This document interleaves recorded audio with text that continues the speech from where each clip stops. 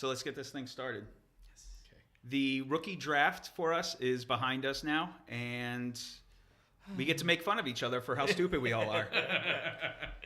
No, Perfect. First pick, James Adamus. Josh Jacobs. Hit it out of the park.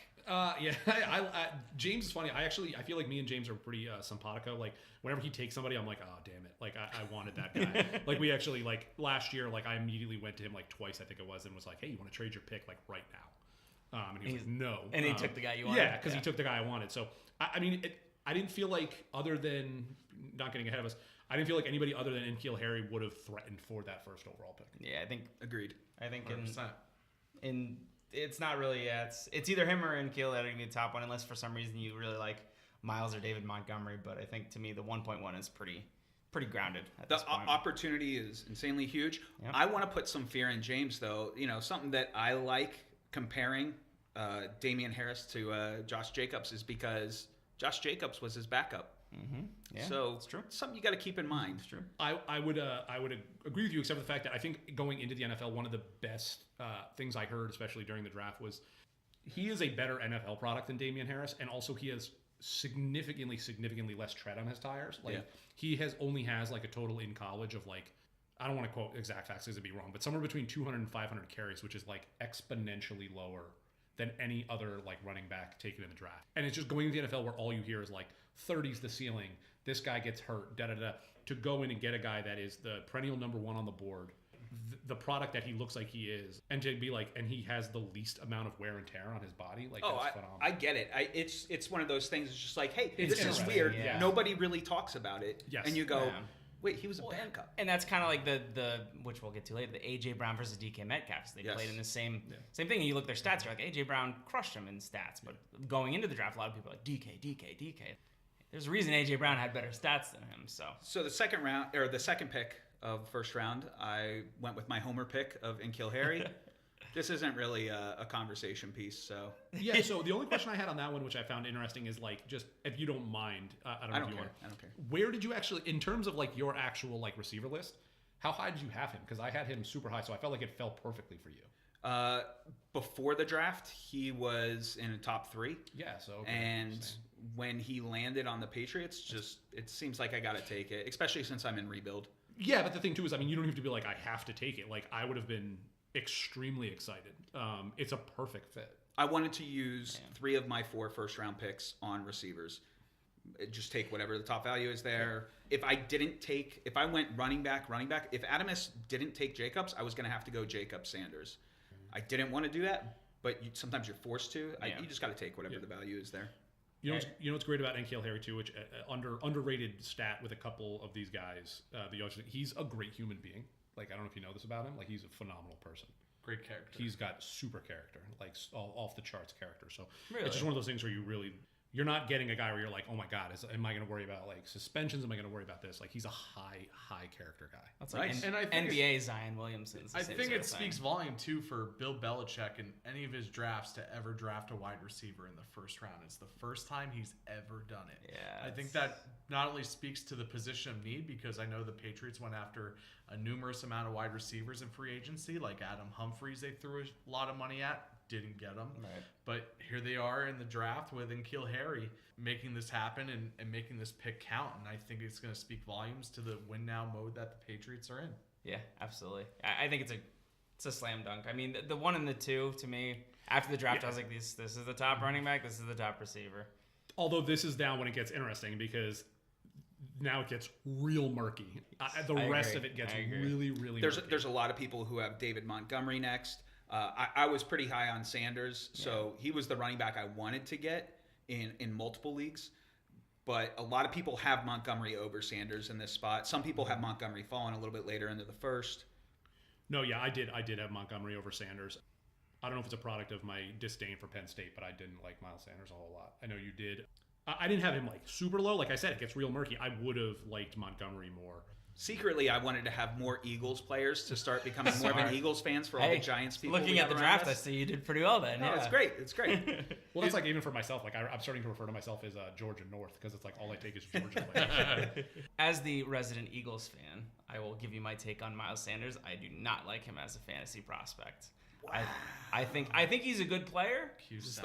I don't think the opportunity is going to be there. I think he's going to be splitting a lot. I agree with that. It's interesting because Doug Peterson came out of an offense.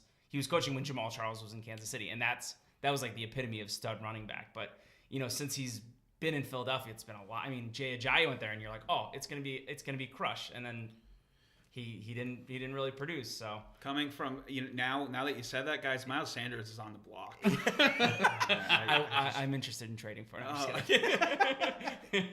It could be wrong because a lot of those guys that he's going to be splitting carries with this year are not going to be there next year based on their free agency. But I think the Philadelphia just kind of has a way of filling in these little holes and finding roles for their players. So we'll see. It'll be interesting. But yeah, I would have had David Montgomery higher than Miles Sanders, but I think those were the 1, 2, 3 by like a far margin. Yeah. Markov with his 3-day pick chose David Montgomery. Did he need running backs? He probably needed everything. At this point, it's the obvious pick. Especially if he goes to you there at 2 or at 4, he's perennially he could be listed at the second best back, if not the first best back, just because he has way more experience than Josh Jacobs in terms of like carries. Big bruising back. Like you assume when guys get taken that high by teams and are filling a direct need that they just vacated, you assume they're going to use him a lot. Like that's what they're aiming for. Is like you'll get to it with literally the next pick, but you're clearly filling a role that you have in your offense with a guy that early. The reason why I put Sanders ahead of Montgomery is Tariq Cohen. There's nothing that I think is terribly competitive for Sanders on Philadelphia. Cohen is going to get touches. He is going to take away He'll some be that from third Montgomery. down back still. Yeah. I still think he'll be on the field for 3/4 of the plays, as opposed to Tariq Cohen being more of that weapon, that they put in for certain packages.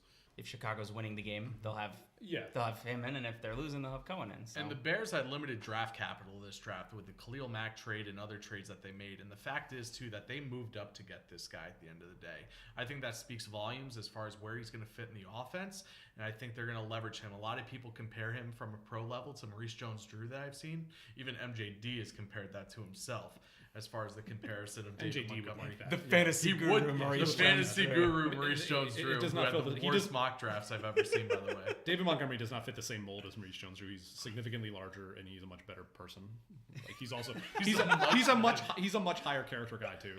He's a dipstick. At 5, Babetsky took Mecole Hardman. It's obvious, right? I don't know. I'm not that high on him. It's just but it's you're not picking Mecole Hardman, you're picking Tyreek Hill part 2. You're picking that role in that offense. You're not Mecole Hardman. Yeah, was he high before the draft? No, but if that's what Kansas City wants to use him as, you just take that. Well, he's gonna try to fill that role. It doesn't mean he's going to be Tyreek Hill. I agree. That's the big difference. Yeah. I'm saying in terms of the pick. I'm saying in early, terms of the pick. That's why you pick him where he picked him. Is you assume that he's taking on all the opportunity. Exactly. Play draft ADP shift. He moved up 9 whole rounds. That's insane. Within 3 weeks. Prior to the draft, up until just recently, the public sentiment is highest on Mecole Hardman out of everybody by a significant number. Yeah, there's a lot of hype around him where he got drafted. I'm not going to poo-poo the pick, but I think that just because he got drafted that early doesn't necessarily mean that's going to be the role that he fills. I don't think he's going to have that full chance. Yeah, and the other thing too is with a full preseason behind their other weapons, they still have Sammy Watkins, they still have Kelvin Benjamin. You don't know if they can spread that offense more, knowing they don't have Tyreek Hill anymore. So it looks that he fills that role, but Kelvin Benjamin's still in the league? He's on that team. Tyreek Hill, they leaned into him because of how good he is. That doesn't mean because they don't have him or won't have him that they don't just go, okay, we can spread this to other product. They do. Kansas City has a lot of glaring holes too, now in offense. So they do need to figure out, they could have a totally different offense. Yeah. Andy Reid's good at adapting. I think it'll be interesting to see how much of a workload they put on Mecole Hardman when he puts out there. Is he going to be the guy doing punt returns for that offense, kick returns potentially? Or are they going to thrust him right into the rollout the gate, taking care of the whole offense and say, hey, go run a post on this, go run a dig. I think from the aspect of where they look at, they drafted him certainly high enough and they value him with that position with the Tyreek Hill uncertainty. I just want to know how much they're going to put on his plate off the bat. Yeah. I don't think on that team you need to put anything on any one person's plate other than Patrick Mahomes. Yeah. I think whatever Patrick Mahomes wants to do, you just kind of lean into that. Patrick Mahomes liked Tyreek Hill, so like I said, with a full preseason behind him, like I think, yes, like do I like Mecole Hardman that high? Like I do actually, because he was a good receiver and he fills what they need. And Andy Reid has a really good track record of plugging and playing guys in roles that he has. It's similar to Belichick, where it's like, you fill this exact mold, like I don't care where other people had you, like this is where you fit on my team. Like he did it for many years. So like, yeah, like is it way higher than you would have thought before the draft Mecole Hardman goes? And if you want to get him, like if Mike thought he was that good, if he likes that fit, you knew he was going to go early. So like we're getting into the player a lot. Like in terms of the pick, like I don't dislike the pick. I mean, it's the best fit you can imagine, like out of all those. If Tyreek Hill misses 8 games though, where does his targets go within that team? I feel like he leans so much more on Kelsey and Watkins for the experience within that offense. I don't think Hardman's going to be a week 1 starter. I don't think he's going to start for that team just yet. I think they're going to go with the guys that have already on the team, give those guys a shot. Maybe he will, because they spent a lot of capital on him, but I'm always skeptical of those rookies right out of the gate. The next 2 picks, AJ Brown, DK Metcalf, for me, I think they're in the right spot. I think those are the next 2 picks, and I could flip-flop either way on them. I would have DK over AJ. You would, just based on opportunity? Yes. Which is funny because I got DK and I had AJ Brown over him. Yeah, it's a flip-flop, I think. I figured the good thing is knowing AJ is I knew I was going to get DK because he was going to take the guy named AJ. Yeah. So that was 100%. A slam dunk. Even if it took him 4 days to do it. Yeah, it was AJ. Though they were actually they were the number 1 and 2 receivers I had on my board. Where'd you have Harry? 3? Yes. What's really funny is I had only 2 schools in my top 4. It was AJ Brown, DK Metcalf, N'Keal Harry, and Hakeem Butler. Like it was Arizona State and Ole Miss. And Ole Miss. Yeah. AJ Brown, I mean he's everything you can want out of a receiver. I don't love Tennessee as a landing place. They've had receivers. They don't do much with receivers. Corey Davis, he was that same high capital. I feel like Miami and Tennessee are the place where receivers go to. Yeah, essentially. Especially with at the end of the season last year, what Derrick Henry was doing. You don't, and the fact that their coach is Mike Vrabel, like you don't think like they're not going to just run the ball a ton. Like Marcus Mariota has been good, but he's also been inconsistent, especially down the field. So for everything everyone was saying about DK that he couldn't run routes, he ran the same routes AJ did. AJ Brown ran a ton of downfield stuff. So it's like, it'll be interesting to see how well he gels into that offense. I still really like the pick. He's, like I said, he was my favorite receiver on the board. So it's by no means AJ bad. Brown was or DK was? AJ Brown. Okay, yeah. Same with me. Going into the draft, I was looking a lot at what the experts were saying of who the best guys were. And it seemed like there was a lot of people had, N'Keal pretty low. A lot of people had DK pretty low, but it seems like everybody's board always had AJ Brown in the top 3. So when you see that kind of variance, it makes you say, okay, AJ Brown he's a good receiver. Like I think his opportunity where he landed, not so great, but I think he has a lot of skill. I think the interesting thing off this draft was the perception prior to the draft and after the draft is completely different. Oh yeah, every year. Mm-hmm. And this year it's this one more so, yeah. Yeah, more so. This one's interesting because you have receivers like Kelvin Harmon who were mocked in the late first, early second round by a lot of the professionals who went to the 6th round to the Washington Redskins. And as a dynasty and as a fantasy rookie draft, how do you evaluate that fall and where they fit in? Like Hakeem Butler, who was in that same field, went in the first pick of the 4th round on day 3. Which sounds like professionals who aren't actually professionals. Yeah, of course. I also think it had a lot to do with professionals knowing that when you're on TV or a podcast, like the exciting thing to do is tell everybody who the best receiver is and the best running back. When you looked at this draft, like if you watched football, like there were so many good defensive players. 100%. You had I've never seen anything like it where like in the 3rd and 4th rounds you had guys who would start for your team fully available. Offensive line, there was a ton of good offensive linemen take later. I think a lot of it was just a product of like everyone wanted to say like what receivers were going to go in the first, but I think you knew when Josh Jacobs went all the way down where he went, all these guys are going to drop. Like all these guys, the bottom's going to drop out. Like, and I think a lot of coaches, I think with the way offenses are turning in the NFL, a lot of coaches are getting a little too fancy. You see a lot of guys go that like I didn't agree with. Like, I mean, the first receiver overall was Marquise Brown. Was anybody thinking that was going to be the first receiver off the board? You know what I mean? Like, not till the day before the draft. So yeah, I mean, even like, and you had other guys, like Andy Isabella, where it's just like, yeah, is he a good player? Yeah, but he was a 2nd round pick. That's a 2nd round pick. And there are a ton of receivers after him into even the 4th, 5th rounds that I would have liked a lot more than him. It was a lot of, like Jim said, like these experts that don't know what they're doing, but they're also playing for ratings where they don't want to talk about the 4th offensive guard or like the 10th defensive tackle. Where the true strength of the draft they want to talk about how good this 6'5" receiver is and that he might go in the first round. And it's like, Yeah. How good Daniel Jones is too. We'll get there. Don't worry. Speaking of Daniel Jones, this is the Daniel Jones pick of the draft, made by AJ Milos, resident Giants fan. I think, yeah. Oh wait, it's not Daniel Jones. It's Josh Allen, the guy the Giants should have taken. Yes. I think AJ's playing like a wrestling character at this point, where he's doing what the Giants should have done basically, and he's kind of righting a wrong by drafting Josh Allen to his team. So I applaud that. I like that he's making that move. In fantasy, maybe not the best plan, but I appreciate the on a serious sentiment. On a serious note, this is a huge reach. Real quick, are we really going to jump past DK Metcalf? I know it's my pick, but we're not going to talk at all about DK Metcalf. We did. We that talked was enough not about enough. That is such a good pick. That is crazy good. I'm just saying. All right. You can talk about it later. But the point being is you can have elite talent that you think are generational players, and when you're playing IDP, you want to fill certain needs, but it doesn't mean you need to reach into the first round. Personally, I had Nick Bosa and Josh Allen as two guys I wanted to get this year, but I was willing to go up to a late second, early third for Bosa, late third for Allen.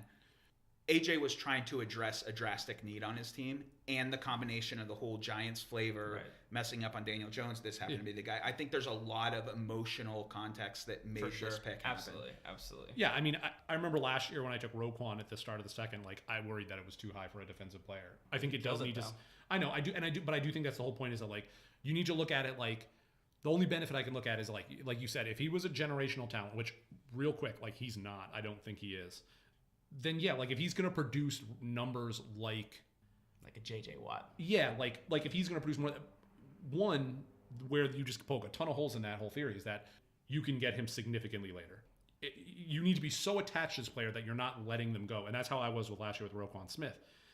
Second, Roquan Smith, in my opinion, was like just a shocking like talent. Like Josh Allen, I'm not seeing it. Like Nick Bosa, I would be more, and I don't like Nick Bosa either. But I would be more apt to take the risk there because I feel like the ceiling is so much higher. I think Josh Allen is going to be good. I think his ceiling is fairly standard for like a pass rush DN. And I do think DK was a great pick, and he was the pick. But at the same time, like if you look at like there was no other pick to make really. Him and AJ Brown, I think we're flip flops. If AJ takes DK, you take AJ. I mean one of the contentious things, looking at the next pick that me and my dad had actually gone through because we kind of co-run our team, is that Paris Campbell sits. I mean, Ross will tell you. I mean, it's a fairly phenomenal fit. Oh yeah. Like is the talent as high as those other guys that went ahead of him? No. Like no one was talking about Paris Campbell too much. Like he's a good player, but the fit and like same thing. Like when you talk about Mecole Hardman going, that's next Tyreek Hill. Like you look at Paris Campbell and you go like, oh okay, I see it. I see it now, and I see it for the future like a lot. That was I think that was the best landing spot any of these guys could have gotten. Kansas City would have been good, or is good, if they use him. Paris Campbell, though, he is going to be a great fit. He's going to be a phenomenal fit for this offense as it grows. I think they're going to be the offense that stretches the field with T.Y. Hilton. He's going to be the guy that comes underneath and catches all those passes and have those mismatches between the linebackers. He's going to be, when you have T.Y. Hilton, Devin Funchess, Jack Doyle, Eric Ebron, Paris Campbell, and Marlon Mack on the field.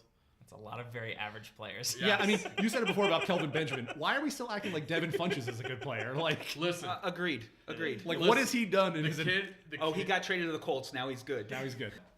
The first round went exactly how like it should have. Like that was, except for the Josh Allen pick, obviously. Everything else seemed to be exactly in the correct order. It seemed. Yeah, but even if you take Josh Allen and almost go like, one defensive wild card was going to go in the first top 10. And like almost I could reason that out. Now, given I would have thought it would have been one of the linebackers, or Nick Bosa. But like I'm just saying, if you figure there was going to be one anomaly of a defensive pick, it's like that's pretty.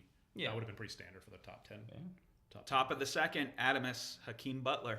It's a good pick. Larry Fitzgerald has one year left basically.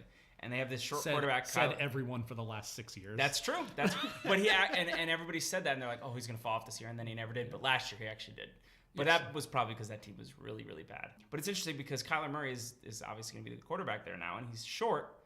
So the whole idea was like, oh, he's going to have a tall receiver to throw it to, Hakeem Butler. But they spent all their draft capital on Andy Isabella. who's like 5'9", and they need an offensive Yeah, line. so- how is he going to reach it? So that was the whole thing, is that like there was a ton of picks, like teams did complimentary picks this year, where like if you look at the Ravens, like their 2 receivers that they took are clearly complimentary. Yeah. And like I love the Hakeem Butler thing. The Andy Isabella thing is I don't It's see just that. I mean, he technically, statistically, he was the best receiver in college last year because he played for UMass. Yeah, You know. yeah. So it'll be interesting to see exactly what their plan is. But I do think, even though Hakeem Butler got taken two rounds behind, I think he is the better fantasy option right now. Yeah, I'm actually surprised he fell past some. Like I like Deebo Samuel a lot, but like I'm surprised he got passed over by the 49ers, who could really use a big target also. He's for trade. So, no. Which one? You have them both. Sure. You don't have Hakeem Butler. Sorry. It was one of those things where like I didn't think Hakeem Butler would get out of the first round. I see why he did. His entire career now, well, probably not his entire career, but like at least for a while, is tied to Kyler Murray. Right. So like we can't really talk about Hakeem Butler not knowing how good Kyler Murray is. Like, you know what I mean? Like you talk about Paris Campbell and go, okay, well, like Andrew Luck. I talk about DK Metcalf and I go, okay, Russell Wilson, AJ Brown, Marcus Mariota. Like these are like, you have like a tried and true commodity at a quarterback. Like Hakeem Butler's only as good as Kyler Murray is. So the next 2 picks, very interesting picks. Jim got 3 picks in a row. He took 2 linebackers and a running back. Yeah, I mean the linebacker thing is fairly obvious and like apparently genius to me, is that you just overhauled your entire linebacking core in one fell swoop.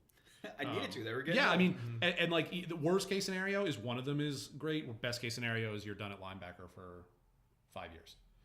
I actually like Bush a lot more than I like White. Bush is a shocking engine guy. Like it's exactly what you want out of a middle linebacker, and he immediately goes into Ryan Shazier's spot. It's perfect. Like if you look at Ryan Shazier's spot, there's no reason to think like he won't have the exact, if not better, stats. And he's only 20. He's 20. His dad played in the NFL. He's got great pedigree. Like Devin White is faster. He's got the better measurables. He went to Tampa, right? And he went to Tampa, which is also a great fit. If I was in that pick, I would have not taken either linebacker there. You would have gone for other players. I would have gone for probably Marquise Brown, Darrell Henderson, and I think Arcega-Whiteside would have been There's a ton of, there's so many good receivers left.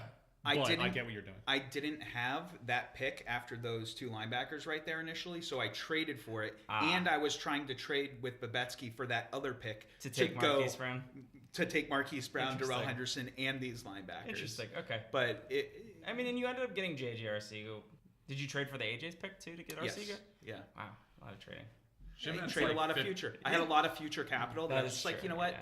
Everybody else thought I was going for 20 of the 60 picks next year. And, did you get 20? Okay. No, I turned a lot of it over. You got 15 picks in this draft. That's crazy. That's crazy. So let's move on to the Josh Allen pick of round 2.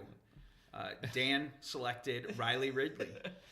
I'm interested to see your take on Riley Ridley. Okay. One, I love his tape. He's much bigger than his. It sounds ridiculous. He's much bigger than his stats give you. He's long. His hands are ridiculous, and he is a phenomenal possession receiver. The Bears do not have a possession receiver. They have a bunch of fast little guys that go downfield. They don't have a big underneath threat that's always going to catch the ball for Mitchell Trubisky. Next up, we have Betancourt selecting Devin Singletary. And then there's all these rumors of McCoy now not being on the team soon. So when I was picking Riley Ridley, I had a huge crisis of conscience. Devin Singletary is like one of my favorite players in this entire board. I love Devin Singletary. I think if he played for a big school, Buffalo's a good landing spot. If he would have played for a bigger school, he would have been in the first round, no problem. He is phenomenal. Like if you watch his tape, he is ridiculous. The fact that he played at Florida Atlantic is the only reason he goes this far down. And his landing spot could not be better. Yeah, he's playing with 2 running backs who are over 30 years old. Like it could not be a better landing spot. I think the world of his talent. I think if he was at a different school, he would have been so much higher. I think it was a great value. I thought if I didn't need a receiver, I struggled not to take him. And I was like, I got to take my receiver, but I love this pick. It was one of those things where it's the second I took mine, he went, and I was like, I thought about like if he fell at all more, I thought about coming back into you at the end of the second and getting back. I would have done anything to get back in to get him at the end of the second. Anything, huh? Hey, we'll never know now, but I love this pick. I love the person. I think big things for Devin Singletary. Betancourt, trade me Singletary. Did he really? No. Say it once. Say it so I can get anything. After that, I picked the starting running back for Alabama, Damian Harris. And then another Patriot, conveniently. And then Daniel Betancourt selected Andy Isabella. Yeah. I think at this spot, what else are you gonna take? I think Isabella. I mean, they took a second round pick on him. Like those top 3 round guys always seem to have some production. So, you know what's funny? You know what's really funny to me though is like somebody like Andy Isabella. Like his measurables are the same as if you go to the last round and look at Hunter Renfrow. So like it's just one of those things where it's like it's tough. Like and that's the whole thing is you can never predict is like what they did in college. Like I just sang Devin Singletary's praises because he was at a smaller school and didn't credit. I felt like Andy Isabella got the reverse of that, where he was at a smaller school, so he blew up the stat book. Yeah, it's easy to play. Like it's not. I'm not saying it's easy to play receiver at UMass, but like when you get 90% of the balls thrown to you, like your stats are going to look good. Shane, with his one of 2 picks, or just only pick? No, one of 2 picks, selected Deontay Johnson. Pittsburgh homer. Yeah. I was actually hoping Johnson slid to me with the next pick after that, but he's got an opportunity. I like the opportunity. We'll see if he fills into that 3rd or 2nd role in Pittsburgh, but there's definitely a 2nd and 3rd receiver that has fantasy value there that's going to go somewhere, and we're not sure who's going to fill this. It could be him. And what's the joke that in 2 years? Juju Smith-Schuster's head will get too big for him, so he'll move on to another team in free agency, and they'll be the number 1 guy. But I'm saying, isn't that what Pittsburgh does all the time? Is that they don't sign any receiver to a big contract? You know, The only issue with Dynasty is that in 8 years it'll be his turn to Deontay Johnson's turn to do it, and you got to hope he goes to another good landing spot. Like, so I mean, Big Ben will be gone by then. Yeah.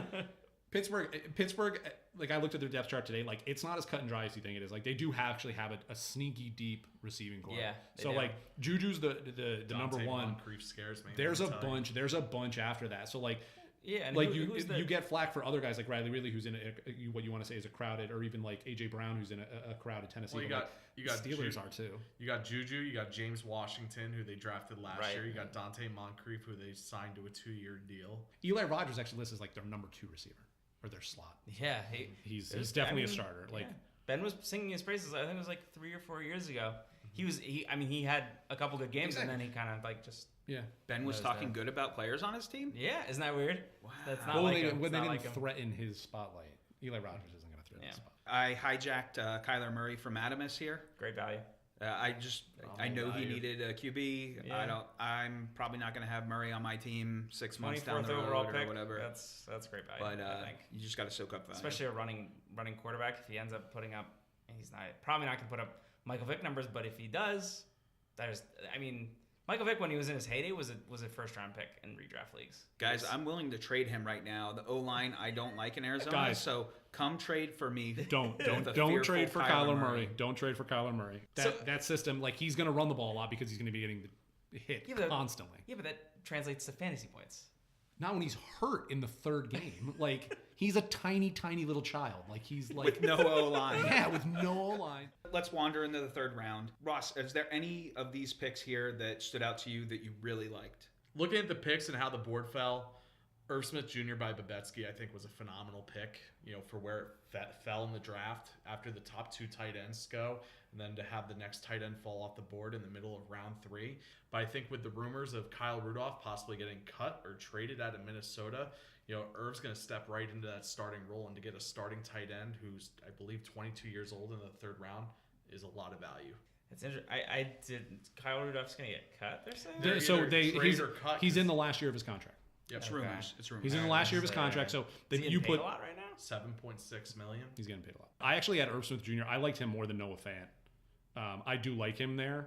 There's a lot of good players in this round, in my opinion. Bryce Love got hurt, and Calvin Harmon fell way down the boards. But these are 2 super talented athletes, and if they can get it all together, this is your high upside guys that you want to be taking shots on. Yeah, I mean Bryce Love comes out. Bryce Love comes out after his junior year. He's Christian McCaffrey in the 1st round. Yeah. He comes back. He doesn't have a great year. He gets hurt. He's in a crowded backfield. I mean, Darius Geis isn't healing like people said, but he should be ready to go for the year. You give him some time to heal, get right, put on another 10, 20 pounds of muscle. I really like that pick. I didn't think there was a way he would get to me in the 3rd, so I was happy there. It's weird to say Markov did a great job, but Benny Snell is a perfect fit in Pittsburgh, in my opinion. I love Benny Snell, too. Do you think he'll get a chance? Yeah. I mean, why? Because He's behind Jalen Samuels and James Conner. Yeah. Pittsburgh's already shown you that they're going to go to those guys first. So even if he's more talented, that's going to be the pecking order: 1, 2, 3. Just back to the Bryce Love pick, you may have to wait a year for that, Dan, for it to potentially pay off for coming back from the ACL injury. The tough thing with the Bryce Love thing is that you don't know where Geis is, like in terms of his injury. Like from everything we heard last year, he did not heal nearly quick enough. Like and stuff was wrong.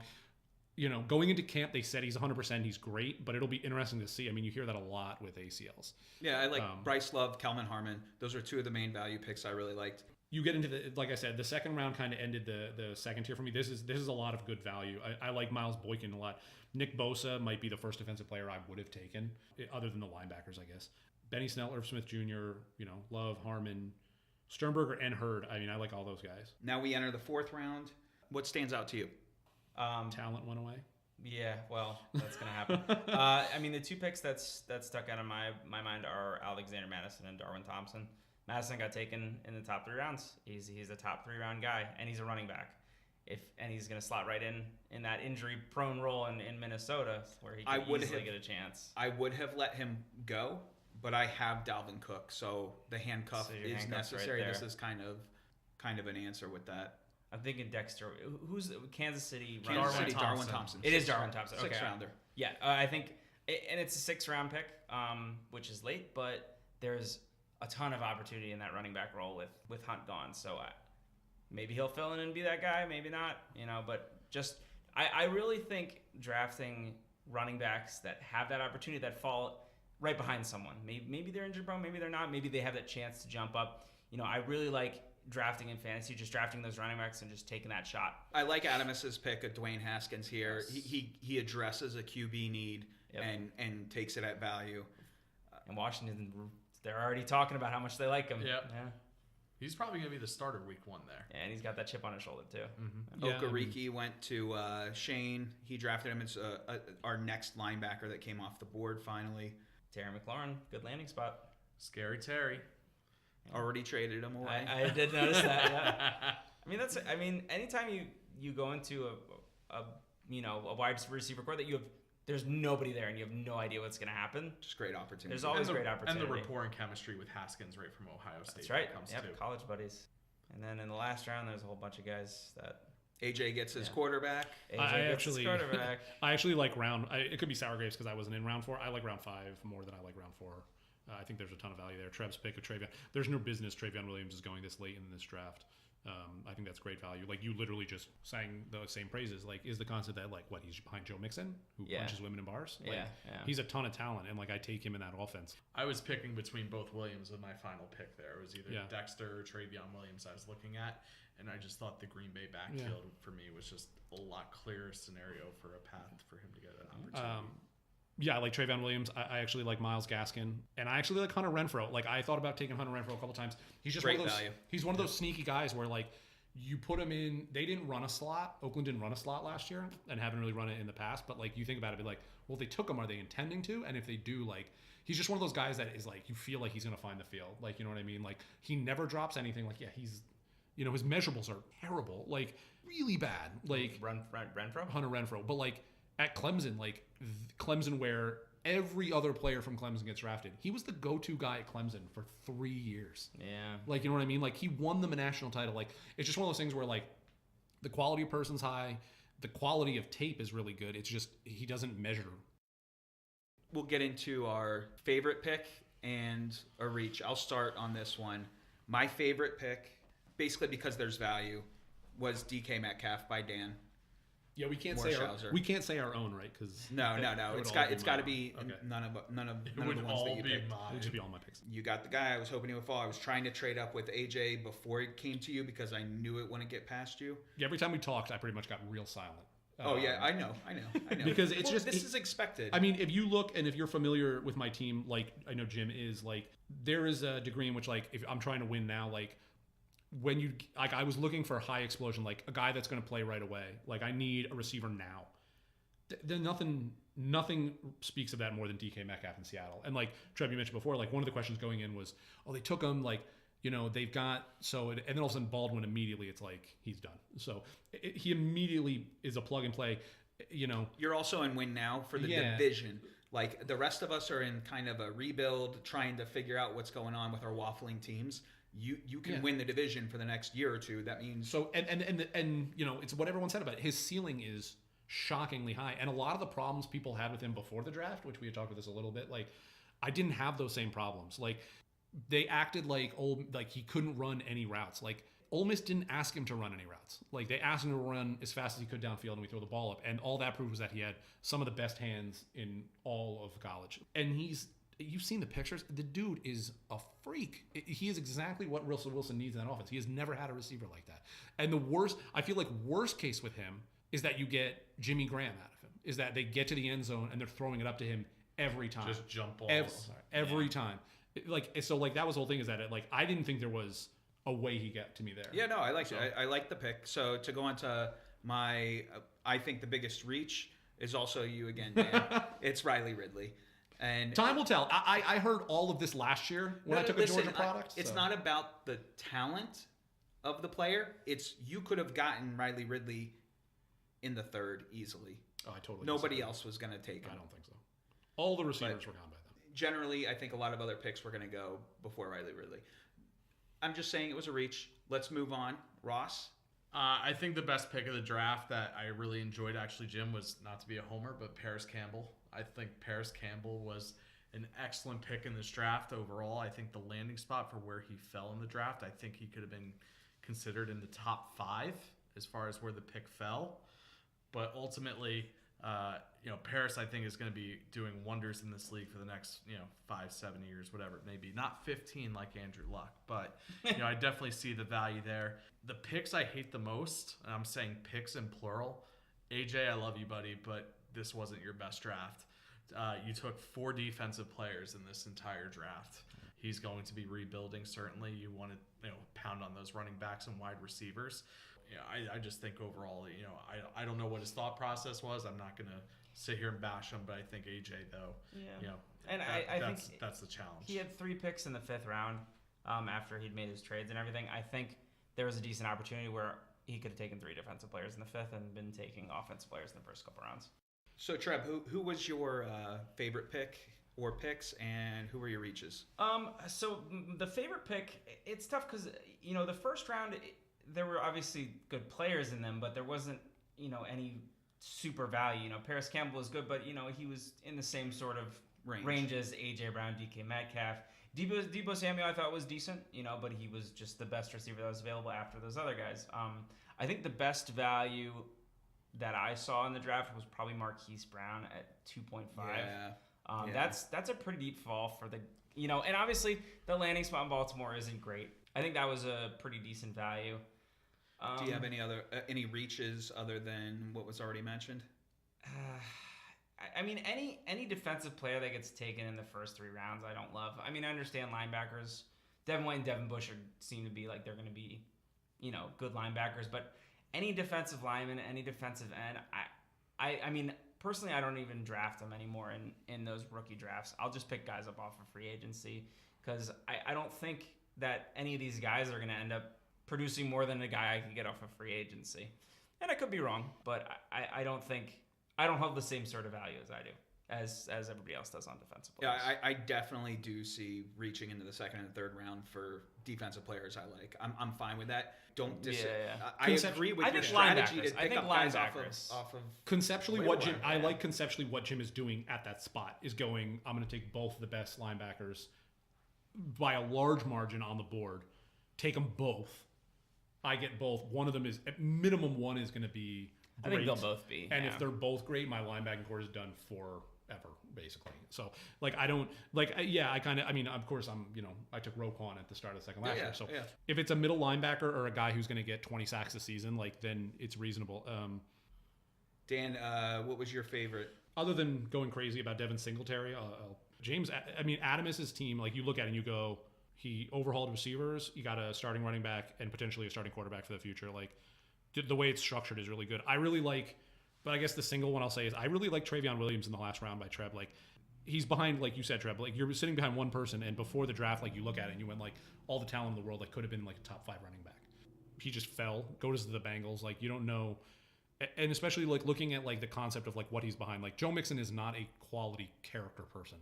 Like he could get suspended, get traded, get cut. Like there's multiple reasons to think like I would want like the same that you were saying in a frame is why you'd want Travion Williams. Right. And given you took him, so but I totally agree with you. Like I'd want that guy, and especially looking at the tape and looking at the talent, like that's in the 5th round. I don't feel like there was any business for him to be in the 5th round.